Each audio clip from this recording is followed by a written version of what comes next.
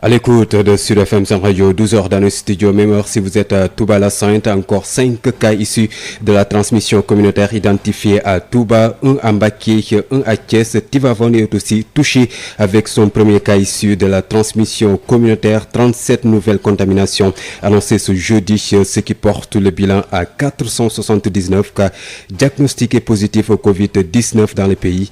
À Touba, justement, donc le centre de santé de Darou Marnane étouffe 31 patients. Ils sont présentement pris en charge, mais difficilement. À Ziguinchor, le cas du ressortissant qui a rechuté au Covid-19 inquiète et suscite une série d'interrogations dans la partie sud du pays. Les visites désormais interdites à l'hôpital principal de Dakar, une victime d'un accident qui a été internée atteint du Covid-19 ainsi que des membres du corps médical. Une situation inédite, réagit le médecin-chef de SAMU municipal de Dakar. Le SUTSAS avait déjà alerté sur les risques élevés pour le personnel enseignant. L'ARMP, désormais rattachée à la présidence, un très mauvais signal à l'endroit des bailleurs dans un contexte d'annulation de la dette, a réagi le coordonnateur du Forum civil. Birahim Seck a écouté dans cette édition d'information. Il sera justement l'invité de la rédaction. La page internationale sera de mise et puis la revue de presse de Rapsel Manouane va mettre un terme à cette édition d'information mise en onde aujourd'hui par le Sanwad. Les détails, c'est après ceci. Sud Midi.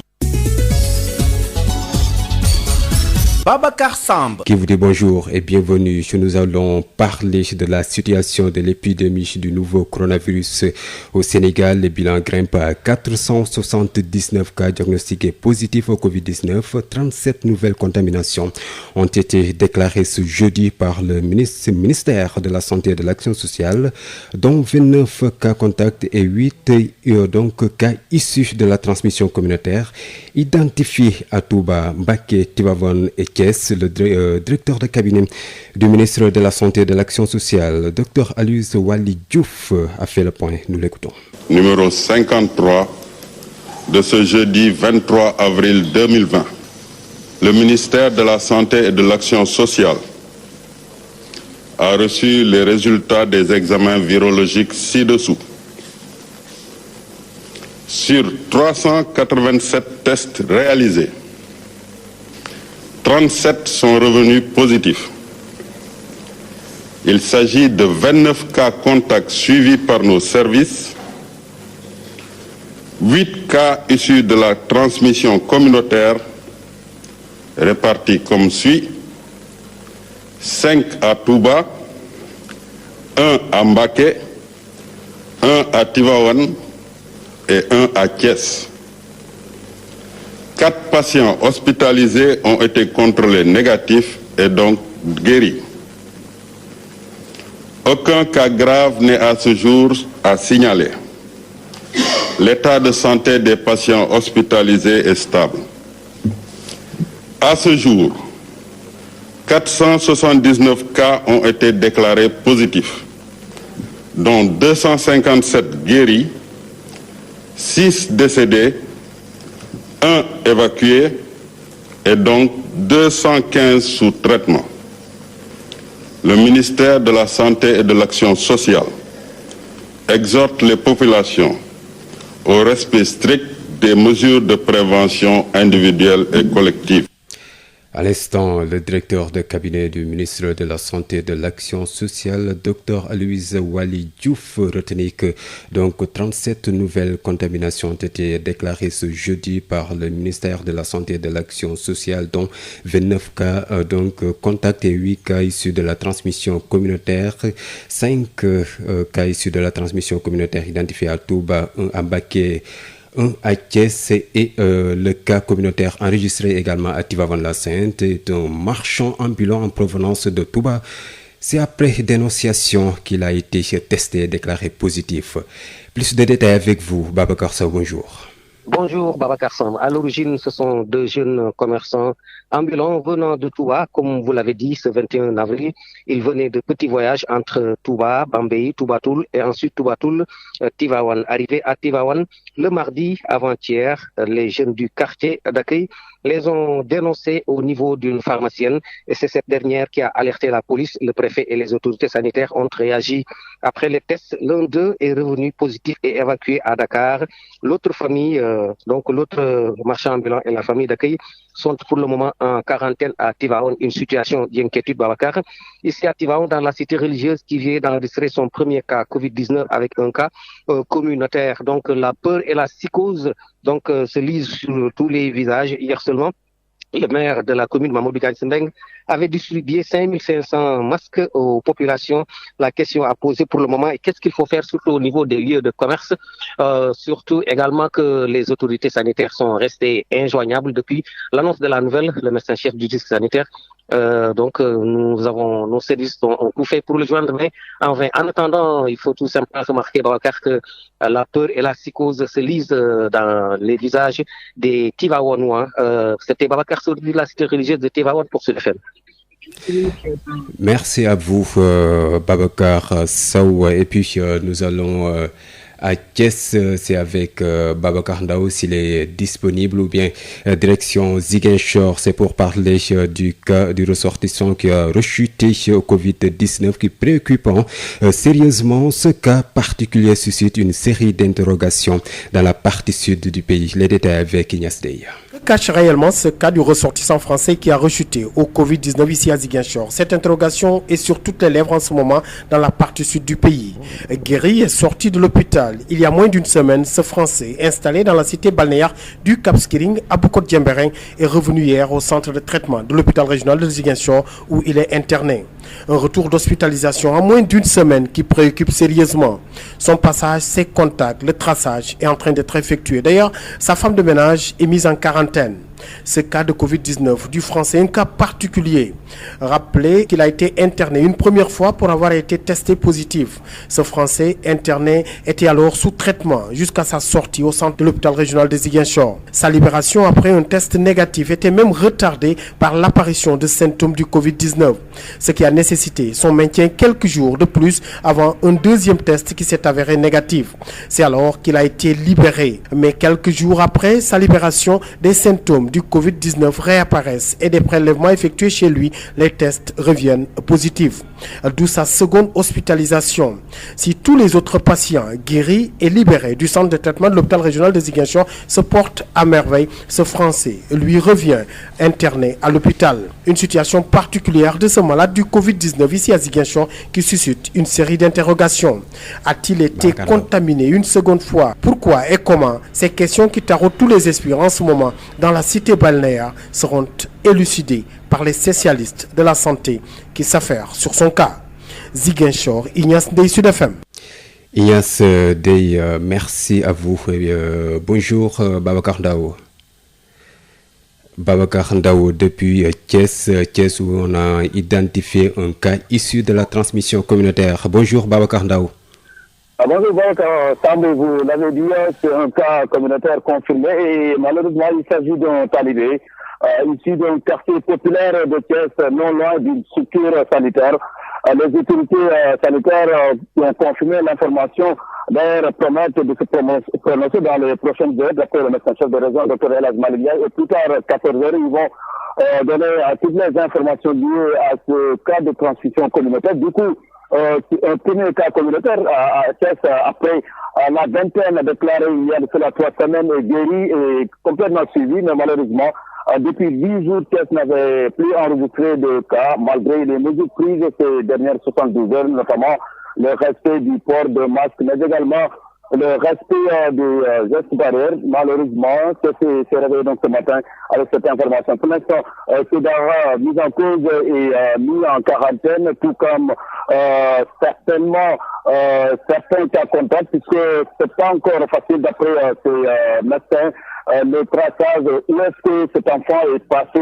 Malheureusement, ils vont essayer de voir, de reconstituer le traçage pour cet enfant. Jusqu'à survient au lendemain des mesures annoncées par le préfet de Thiès, déjà au moins une dizaine de Serindaras donc ont accepté d'être convoyés, donc de retourner à leur foyer d'origine avec ces talibés, moyennant justement un encadrement, mais surtout un petit appui venant du niveau central. Pour l'instant, c'est ce qu'on peut retenir, donc il faut retenir et dire que c'est la psychose totale aujourd'hui au niveau de la cité du Rail. Malheureusement, ces enfants continuent de vaquer à leurs occupations dans les rues, surtout ces talibés, pour dire qu'il urge de prendre d'autres mesures, mais surtout rappeler que le maire de la ville de Thiès, depuis une semaine, est en train de cuisiner pour 10 000 talibés. Malheureusement, une stratégie qui ne pourrait pas prospérer puisqu'il faut 4 millions de dépenses quotidiennes pour le maire Talla. Babacar Ndao à Thiès pour Sud FM. Babacar Ndao, retenez que plus de 40 cas diagnostiqués positifs à Touba, 5 cas issus de la transmission communautaire donc identifiés dans la ville sainte. Le centre de traitement de Darou Marnane a presque atteint ses limites. 31 patients y sont présentement pris en charge.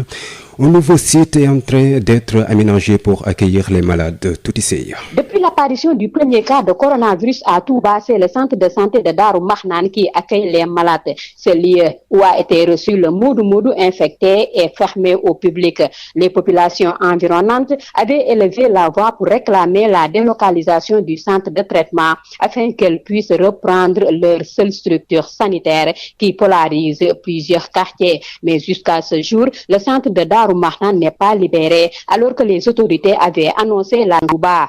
Un projet abandonné quelques jours plus tard. 2 autres sites ont été identifiés. Un problème d'espace a été évoqué par les techniciens qui ont finalement porté leur choix sur la polyclinique de Touba. Selon nos sources, des réaménagements sont en train d'être faits pour le rendre fonctionnel. Certains estiment que les autorités semblent faire du pilotage à vue car Touba, la deuxième ville du Sénégal en termes démographiques, qui est très touchée par la pandémie, devait disposer d'un centre de traitement adéquat dès les premiers jours. En tout cas, la multiplication des cas communautaires nécessite une accélération du processus, mais également un renforcement des mesures pour freiner la propagation du virus. Tout ici, Mbacké, Sud FM. Plus de visites à l'hôpital principal de Dakar. La structure hospitalière a décidé de suspendre les visites suite à la contamination d'une victime d'un accident qui était internée de membres du corps médical. Une situation inédite et qui doit pousser les dirigeants des hôpitaux à redoubler de vigilance. Écoutons à ce propos Dr Sidi Massar Gaye, médecin-chef SAMU municipal de Dakar. Il est joint par Ndeye Mariam Diaye. Je pense que dès le début, il fallait que les hôpitaux aussi s'y prennent très tôt, à l'instar de l'hôpital Fann. Et qu'aujourd'hui, nous avons une organisation qui fait qu'en fait, si je prends l'exemple de Dakar, Dakar est subdivisé en aires géographiques qu'on appelle districts. Et les districts, depuis le début, sont dans le combat. Je pense que les hôpitaux aussi, pour avoir une action concertée, une harmonisation de nos efforts, devaient s'approcher dès le début des différents districts. Je pense que si tel était le cas, je pense qu'ils auraient pu prendre les devants et s'attendre à recevoir des cas. Et maintenant, Dr Gueye, que faire pour corriger le tir? Bon, pour corriger le tir, il faudrait simplement qu'il y ait une mise à niveau. Je veux dire par là, il faudrait que l'équipe cadre du district qui abrite l'hôpital en question puisse faire une réunion. L'équipe cadre du district doit se réunir avec la direction de l'hôpital, avec les chefs de service de l'hôpital. Et ensemble, ils vont harmoniser sur les protocoles. Ils vont savoir au niveau du district ce qui se fait. Ils vont s'en inspirer. Et dès l'instant qu'il y a une collaboration franche et sincère entre eux, ça leur permettra d'être mieux armés pour faire face à ces cas-là. Et puis, le SUTSAS avait déjà alerté sur les risques élevés pour le personnel soignant. Les autorités sanitaires ont pris des mesures, mais il y a des failles. Les moyens de protection ne suffisent pas. Notamment dans les structures décentralisées, il n'y a pas assez de masques, de gants, de thermoflash et de produits désinfectants. Il faut renforcer le dispositif car le système sanitaire affaibli, insiste en tout cas Balo Diatiam, secrétaire général du SUTSAS, joint par Seigneur. C'est quand même un peu dommage, bien que ça soit donc prévisible, mais nous n'avons jamais cessé d'alerter, avant même que la maladie, donc au Sénégal, nous avions tout le temps alerté, parce que d'autres épidémies aussi nous ont donné une leçon, telle que Ebola, parce que nous avions tout le temps dit aussi que le personnel de santé paie le plus fort tribut. Et vous remarquez que dans un pays comme le Sénégal, où on est en déficit de ressources humaines, nous ne pouvons pas donc nous permettre donc d'en perdre à chaque occasion. Parce que quand un personnel est atteint, c'est toute la famille donc qui est menacée ou bien qui est atteinte. Et pour ce genre de maladie, c'est la quarantaine, une réduction des effectifs, une réduction de la capacité d'accueil et de traitement des malades. C'est pourquoi on a tout le temps alerté en demandant qu'on ait donc le maximum de protection. Donc nous pensons qu'il y a eu des efforts qui ont été faits par endroit, mais aussi il reste beaucoup à faire parce que les gaps sont plus nombreux. Donc les gaps en gants, on en manque, surtout dans la périphérie, ceux qui sont dans les postes de santé, dans les cases de santé et même dans certaines maternités, aujourd'hui sont menacés. Par endroit, il n'y a pas de thermoflash.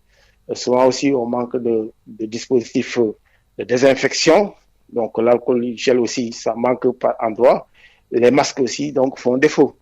Parce que si la dotation maximale est de 25 masques, et si on compte par poste de santé par exemple, et si on considère que le masque chirurgical doit s'enlever toutes les 3 heures, vous voyez ce que ça fait comme consommation. Donc on sait qu'il y a aussi une tension de ces équipements-là au plan international, mais aussi ça ne peut pas dédouaner complètement, et parce que les gens alertés à temps, et les ressources sont là, il faut qu'on puisse faire en sorte que tout le monde reçoive sa part donc de protection.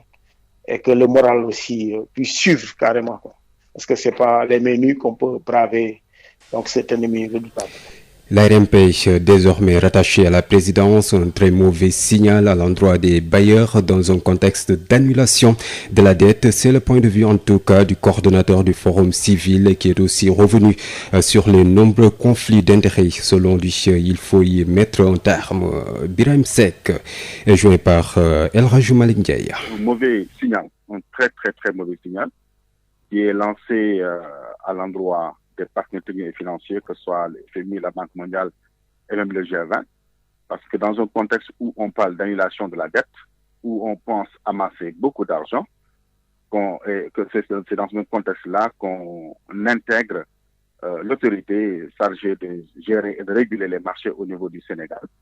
En réalité, ce qui nous ramène à 20 ans ou 25 ans en arrière du temps de la Commission nationale des contrats de l'administration, où le contrôle des marchés était dans la sphère de la présidence de la République. Donc, je ne sais pas qu'est-ce qui a poussé le gouvernement à le faire, mais c'est un très, très mauvais signal dans un contexte où le président plaide au niveau africain et au niveau mondial pour une annulation de la dette. On constate qu'il y a beaucoup de conflits d'intérêts. Alors, comment y mettre un terme? La réponse est dans la question. Fondamentalement, il faudrait impérativement une loi sur les conflits d'intérêts. C'est ce que le Forum civil a toujours défendu depuis des années. Au Sénégal, on n'a pas une loi sur les conflits d'intérêts. On refuse d'aller fondamentalement vers la moralisation de la vie publique. On refuse de prendre les textes qu'il faut impérativement, je dirais de façon déterminante, pour régler la question non seulement des conflits d'intérêts, mais également pour régler la question du détournement, pour régler la question également de la justice dans sa globalité. Donc, c'est très simple, il faut une loi sur les conflits d'intérêts, il faut une réforme en profondeur de la justice. À l'instant, Birahim Seck, coordonnateur du Forum civil, je vous rappelle qu'il sera l'invité de la rédaction. Il est exactement 12h18 dans nos studios, même heure si vous êtes au ministère de la Culture et de la Communication. Sud FM. La journée mondiale du livre et du droit d'auteur célébrée ce jeudi 23 avril, malgré les difficultés liées à la promotion du livre au Sénégal, la COMES, entendait par là la Convention nationale des éditeurs et écrivains du Sénégal, s'active tant bien que mal. Son président, Pape Samba Badji, indique qu'en dépit des constats faits sur la promotion du livre et de la lecture dans le pays, leurs membres accompagnent les populations dans la lutte contre le nouveau coronavirus Covid-19 en publiant sur les réseaux sociaux des messages de sensibilisation. Le voici avec Amadou Moustapha Dian. Les confrères à tous les niveaux ont essayé, chacun selon le talent dont il dispose, de faire soit un texte, soit une chronique. Je pense à Annie Lingay qui fait avec un talent extraordinaire la chronique du confiné. Je pense à ces jeunes poètes qui sont membres de la CONES qui ont déjà sorti une anthologie, et qui n'est pas encore sortie, mais qui ont regroupé une anthologie par rapport à tous les slameurs et poètes qui devraient peut-être faire un texte par rapport à cette pandémie. Et les textes-là, c'est des textes de sensibilisation et qui essaient de de prôner les gestes barrières et de faire en sorte que chacun prenne ses responsabilités où qu'il se situe par rapport à cette pandémie. Donc, je pense qu'à ce niveau, c'est comme ça que nous faisons face à cette maladie. D'autant plus que durant cette période, et ça, je le dis à tous les auteurs, c'est pas propice de sortir un livre. Parce que sortir un livre, il faut de la promotion. Il faut des cérémonies de dédicace, des cérémonies de présentation.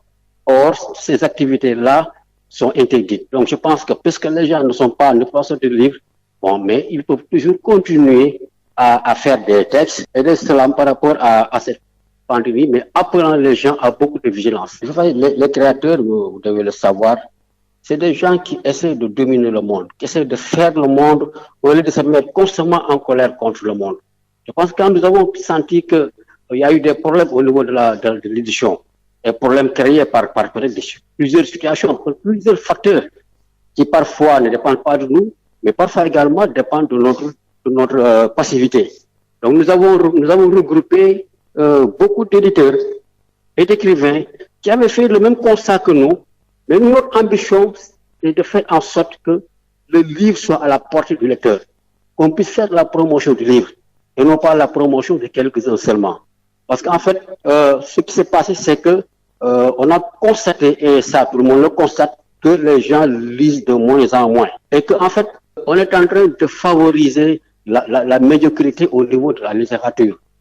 Donc nous sommes dit qu'il est tout de se lamenter sur notre sort, mais que nous devons faire un pas, essayer de travailler à la promotion du livre, mais également à la promotion de l'écrivain. Et puis, la publication de livres en langue nationale doit être mieux soutenue et promue. C'est l'avis de la directrice de EJO Édition, Ndeye Codou Fall, plaide pour la promotion des langues, gage de respect et d'identité culturelle. Elle nous fait part des initiatives que la maison d'édition entreprend pour démontrer les aptitudes littéraires des langues africaines.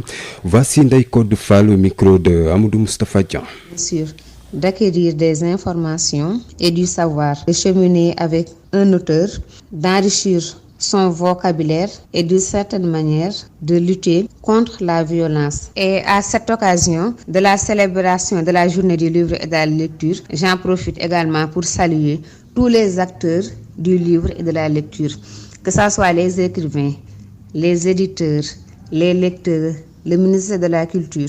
Je salue tout le monde, les bibliothécaires, les archivistes. Vous savez, la visibilité de la changer d'avis aux nombreux intellectuels sénégalais qui doutent du potentiel littéraire de nos langues nationales. En fait, pour nous, le partage du savoir conjure la finitude. À EJO, nous l'avons compris et nous avons en tête la nécessité d'une solidarité intergénérationnelle.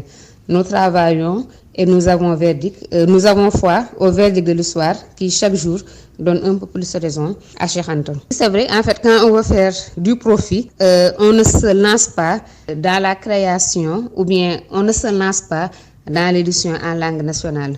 Mais nous travaillons et nous avons foi au verdict de l'histoire. Concernant le journal, Ludefu Waxu est un journal en ligne exclusivement en Wolof. Le site est visité.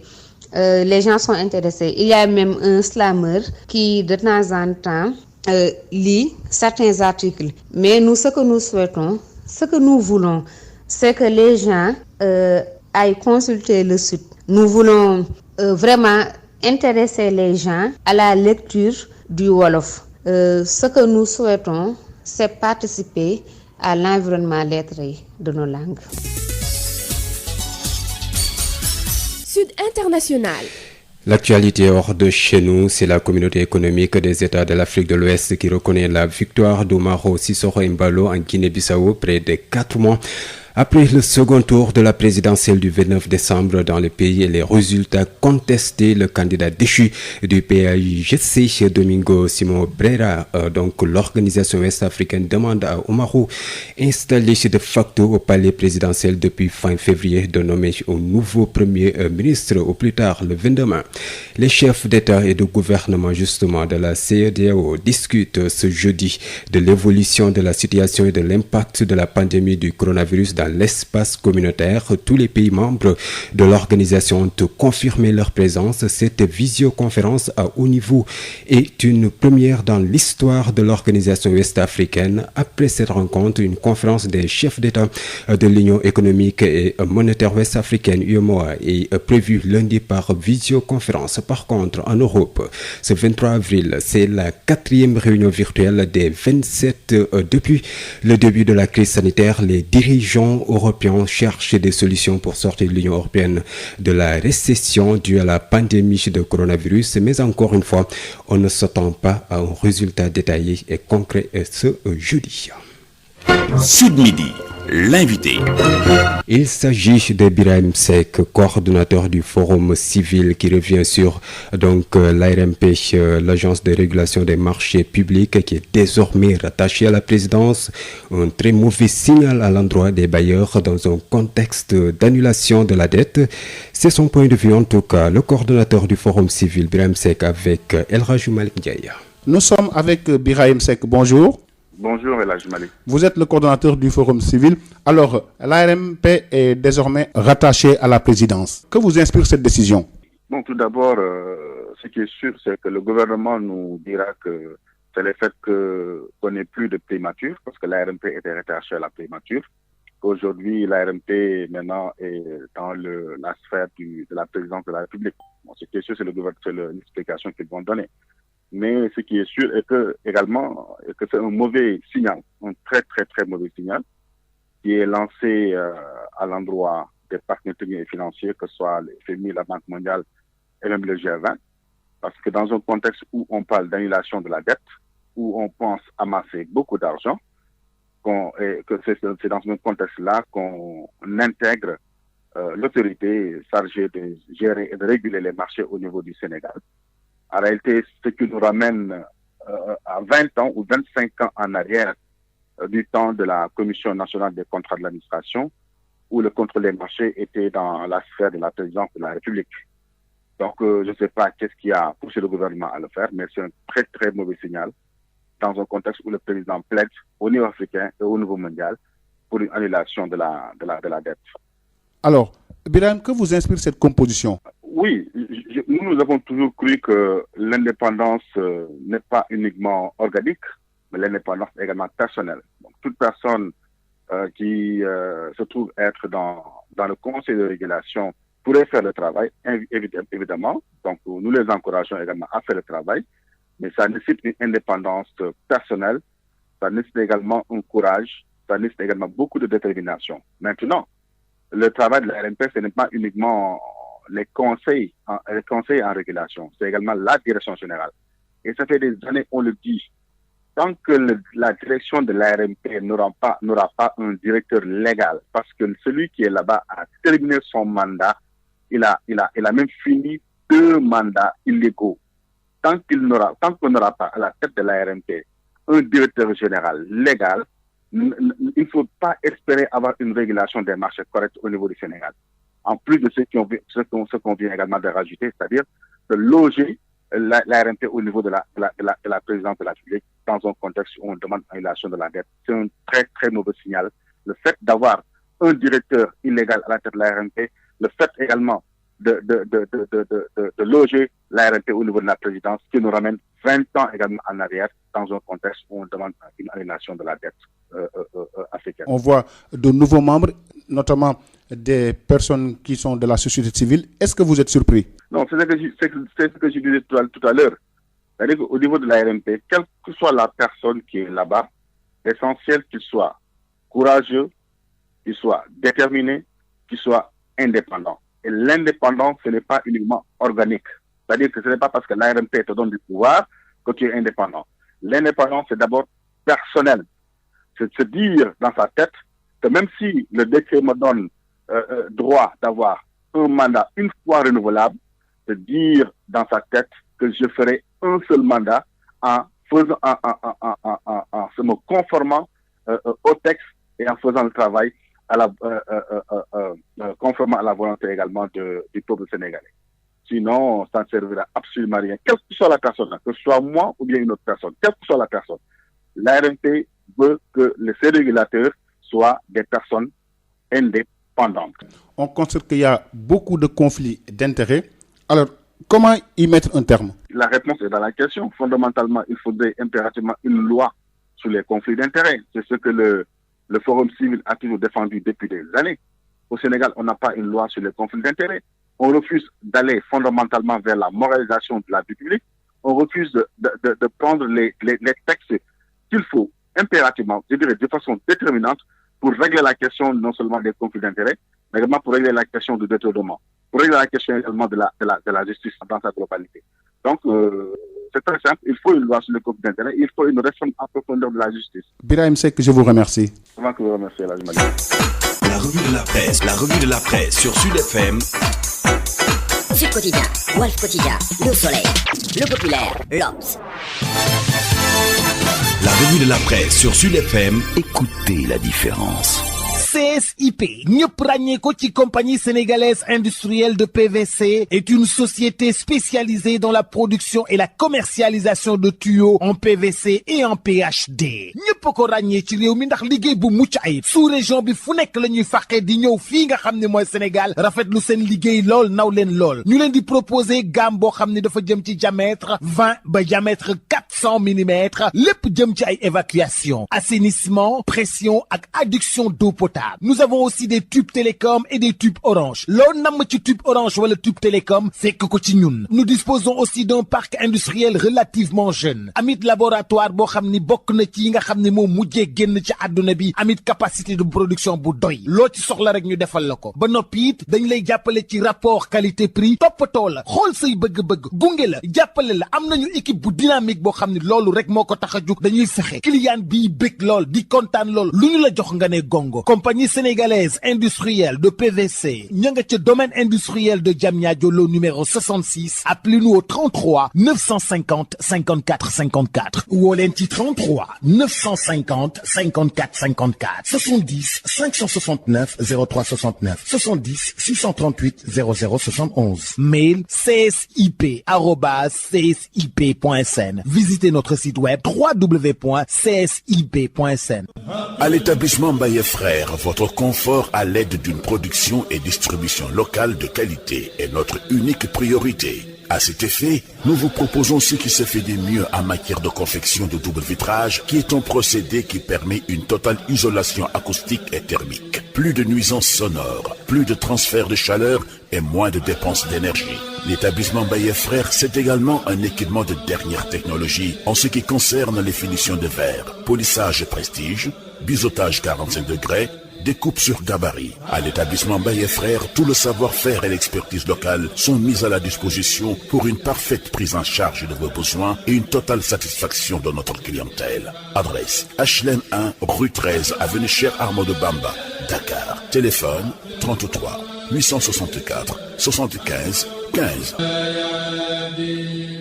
CSIP et les établissements Mbaye et Frères vous offrent la revue de presse. Hapsa Elimanouan. Bonjour. Pandémie du Covid-19, le mal prend ses aises. C'est le titre qui barre la une de Sud Quotidien. Le quotidien du groupe Sud Communication indique que 30 nouveaux cas positifs, dont 26 par contact suivi et 4 par transmission communautaire, sont les résultats des tests virologiques publiés par le département de la santé et de l'action sociale hier, mercredi 22 avril. Puis, selon le confrère de Bourguiba, en 3 jours, le Sénégal a enregistré 3 décès. Alors que Dakar et Touba se disputent le titre très peu enviable d'épicentre de la pandémie, les cas communautaires donnent du tournis aux médecins qui semblent désarmés face au comportement de certains Sénégalais qui ne respectent toujours pas les mesures édictées par le ministère de la Santé. Conséquence, la psychose monte. Situation nationale du coronavirus, le virus tient tête dangereusement, titre l'évidence, qui souligne que les cas communautaires sont comme une traînée de poudre. D'après l'évidence, la négligence dans la prise en charge des cas suspects est la véritable cause de l'éclosion des cas communautaires. Invisible et insaisissable, le Covid-19 a une longueur d'avance sur nous, estime Rewmi Quotidien, même si Raoult prévoit sa disparition d'ici à 1 mois, rapporte notre confrère. Tribune s'intéresse au masque de la contamination et donne la parole à un expert qui relève le danger qui guette le consommateur avec le cache-nez en tout genre, le non-respect des des règles d'hygiène et la fabrication de masques avec tout type de tissu. Il n'y aura pas d'hécatombe si la rigueur dans la discipline est appliquée. Intime conviction de Abdoulaye Diouf Sarr,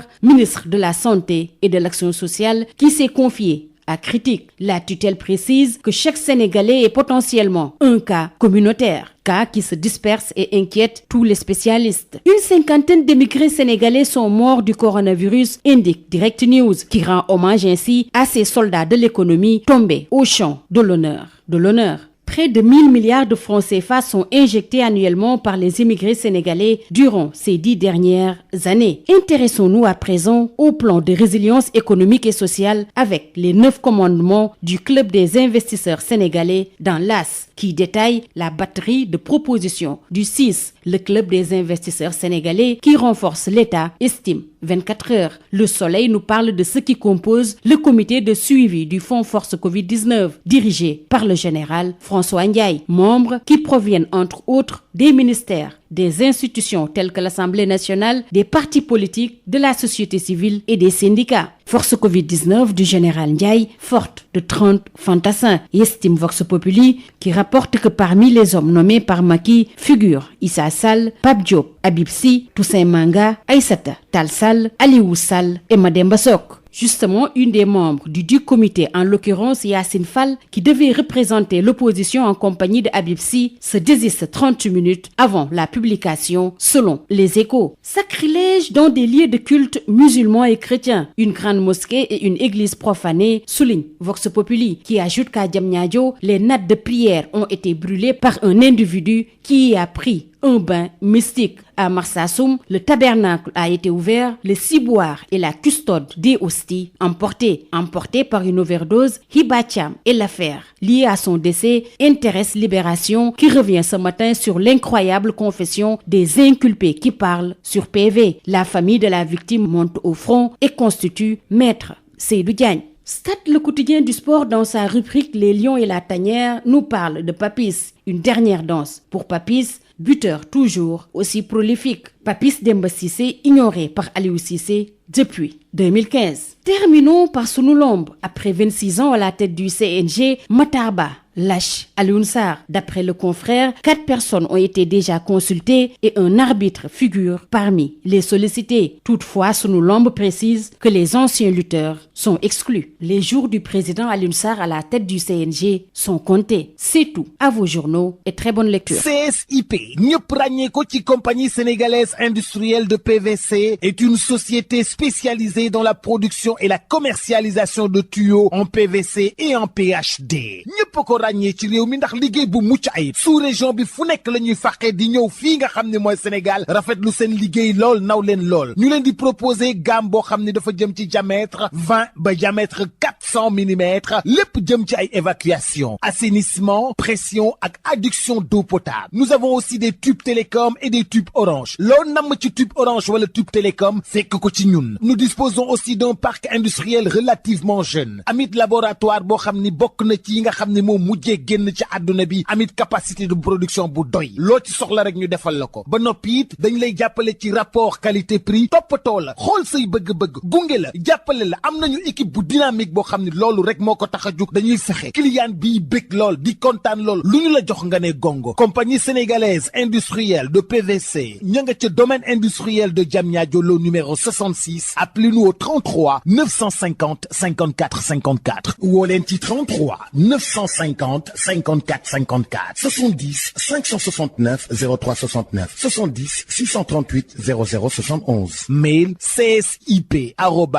csip@csip.sn. Visitez notre site web www.csip.sn. À l'établissement Baye Frères, votre confort à l'aide d'une production et distribution locale de qualité est notre unique priorité. À cet effet, nous vous proposons ce qui se fait de mieux en matière de confection de double vitrage, qui est un procédé qui permet une totale isolation acoustique et thermique. Plus de nuisances sonores, plus de transfert de chaleur et moins de dépenses d'énergie. L'établissement Baye Frères, c'est également un équipement de dernière technologie en ce qui concerne les finitions de verre, polissage prestige, biseautage 45 degrés, découpe sur gabarit. À l'établissement Baye Frères, tout le savoir-faire et l'expertise locale sont mis à la disposition pour une parfaite prise en charge de vos besoins et une totale satisfaction de notre clientèle. Adresse HLM 1, rue 13, avenue Cheikh Ahmadou Bamba, Dakar. Téléphone 33 864 75 15. CSIP et les établissements Mbaye et Frères vous ont offert la revue de presse. Babacar Samb. C'est la fin de cette édition de formation. Tout de suite le rappel des grandes lignes. Encore 5 cas issus de la transmission communautaire identifiés à Touba, un à Mbacké, un à Thiès. Tivaouane est aussi touché avec son premier cas communautaire. 37 nouvelles contaminations annoncées ce jeudi, ce qui porte le bilan à 479 cas diagnostiqués positifs au Covid-19 dans le pays. À Tivaouane, le cas communautaire identifié est un marchand ambulant en provenance de Touba. À Touba, justement, le centre de santé de Darou Marnane étouffe. 31 patients y sont présentement pris en charge, mais difficilement. À Ziguinchor, le cas du ressortissant qui a rechuté au Covid-19 inquiète et suscite une série d'interrogations dans la partie sud du pays. Et puis les visites désormais interdites à l'hôpital principal de Dakar, une victime d'un accident qui était internée attendu au Covid-19 ainsi que des membres du corps médical. Une situation inédite, réagit en tout cas le médecin-chef de SAMU municipal de Dakar. Le SUTSAS avait déjà alerté sur les risques élevés pour le personnel soignant. L'édition, c'était également l'autorité de régulation des marchés publics, l'ARMP, qui est désormais rattachée à la présidence. Un très mauvais signal à l'endroit des bailleurs dans un contexte d'annulation de la dette. C'est le point de vue, en tout cas, du coordonnateur du Forum civil, Birame Seck, qui était l'invité de la rédaction. L'actualité internationale était mise. La revue de presse de Rapsé Limanouane a mis un terme à ce journal mis en onde par Al Wad. Mais juste avant de vous quitter, je vous rappelle les gestes barrières pour donc se prémunir du nouveau coronavirus. Gardez une distance de sécurité, lavez-vous souvent les mains, couvrez-vous la bouche quand vous toussez.